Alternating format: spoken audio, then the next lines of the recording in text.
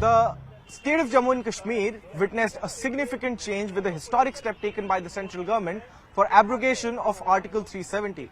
Now, what is Article 370? Article 370 had granted a special status to the residents of Jammu and Kashmir, and in fact, in the region, it was a special status that was granted to the residents.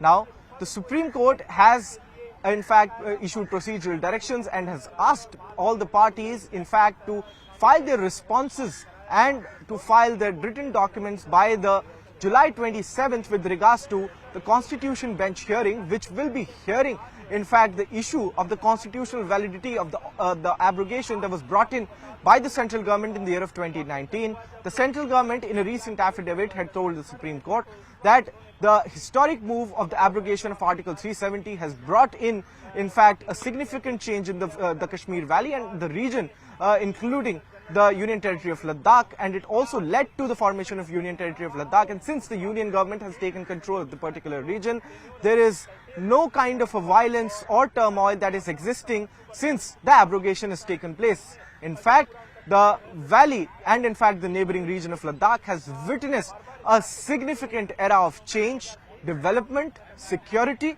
and in fact schools, institutions and in fact public institutions are functioning very well without any kind of a dharnas or strikes. Now, the Supreme Court Constitution Bench headed by the Chief Justice of India, Dr. Justice Chandrachud, will be hearing the petitions with regards to the constitutional validity of the abrogation of Article 370 from August 2nd.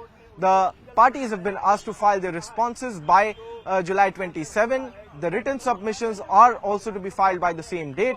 And in fact, the court has clarified that since the centre's affidavit only talks about the effect of the abrogation of Article 370, the fresh affidavit by the central government will not be taken into consideration while the matter is heard by the topmost court of the country. Now, how will this shape up for the Kashmir Valley, whether the constitutional amendment would be held to be constitutional or not, whether the whole scrapping of 370 is held to be valid by the Supreme Court or not, is something that is a matter of time. We'll get to know from August 2nd when the Supreme Court begins a day-to-day hearing, except for Mondays and Fridays, on this particular issue, and the verdict would be a significant one coming in from a 5-judges bench of the topmost court of the country, headed by the Chief Justice of India, Dr. Justice Chandrachud.